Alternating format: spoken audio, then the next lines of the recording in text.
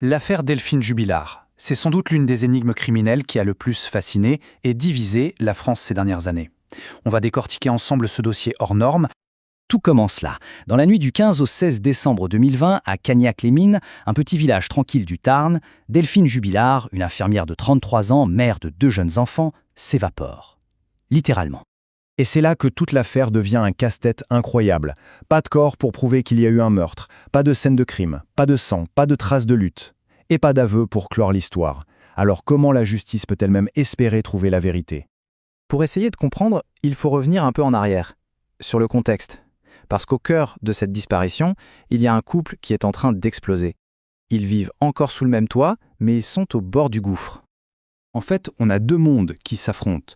D'un côté, Delphine, elle est prête à refaire sa vie, elle a un nouvel amoureux, elle prépare le divorce, elle veut tourner la page de ce qu'elle appelle une vie de bidochon. Et de l'autre, il y a Cédric, lui voit tout s'effondrer, sa femme veut le quitter, il risque de perdre ses enfants, et surtout la maison qu'il a construite de ses mains. C'est un homme aux abois. Il aurait même lâché cette phrase terrible à sa mère quelques semaines avant, « Je vais la tuer, je l'enterrerai et personne ne la retrouvera ». Reprenons le fil de cette nuit minute par minute, parce que c'est crucial. À 22h55, Delphine est vivante. Elle envoie un dernier message. Puis, à 23h07, des voisines entendent des cris. Pas n'importe quel cri, des cris d'effroi, terrifiants. Ensuite, plus rien. Un silence de mort pendant presque 5 heures. Jusqu'à 4 heures du matin, où Cédric dit se réveiller, constater que sa femme n'est pas là et appeler les gendarmes 9 minutes plus tard. Ce timing, ce silence, ça a tout de suite alerté les enquêteurs. Et très, très vite, les projecteurs se braquent sur lui, sur le mari, Cédric Jubilard. Pourquoi? Eh bien parce que sa version des faits va commencer à se fissurer de partout. D'un côté, on a l'histoire de Cédric, de l'autre, les faits. Et ça ne colle pas.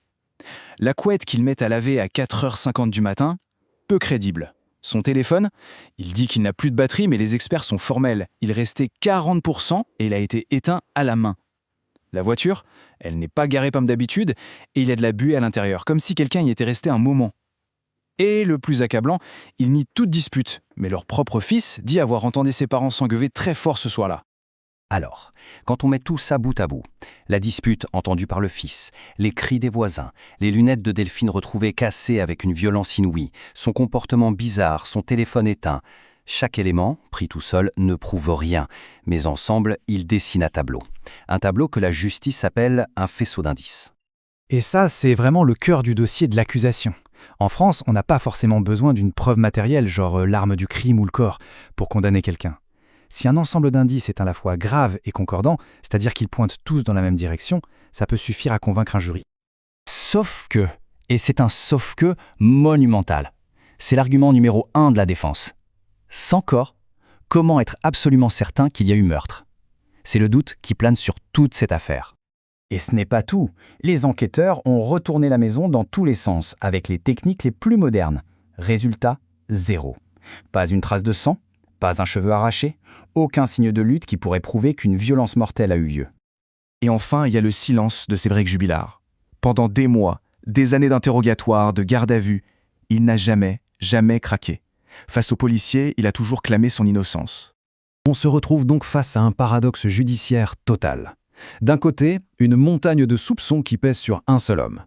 Et de l'autre, un vide sidéral en matière de preuves formelles. C'est un vrai casse-tête. Mais l'histoire ne s'arrête pas là. Car si Cédric n'a jamais rien dit à la police, il se serait montré beaucoup plus bavard une fois en prison. Et là, on entre dans une zone encore plus trouble.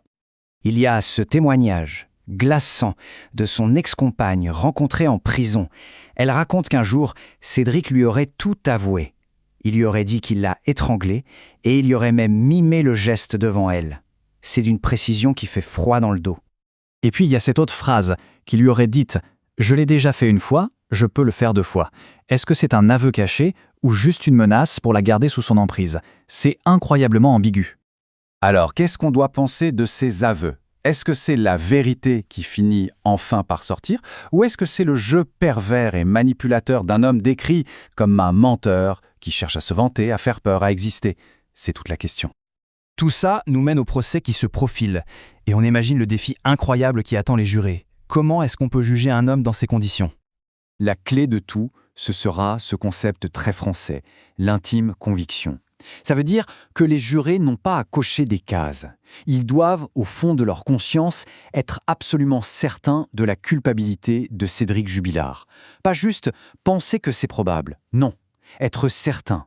Et s'il reste le plus petit doute, la loi leur impose d'acquitter. Au final, l'affaire Jubilard, c'est bien plus qu'un fait divers. C'est une affaire qui teste les limites de notre justice. Quand les preuves matérielles manquent, est-ce qu'on peut condamner quelqu'un sur une conviction ? Et comment être sûr que cette conviction n'est pas une terrible erreur ? La réponse, pour l'instant, reste aussi introuvable que Delphine Jubilard elle-même.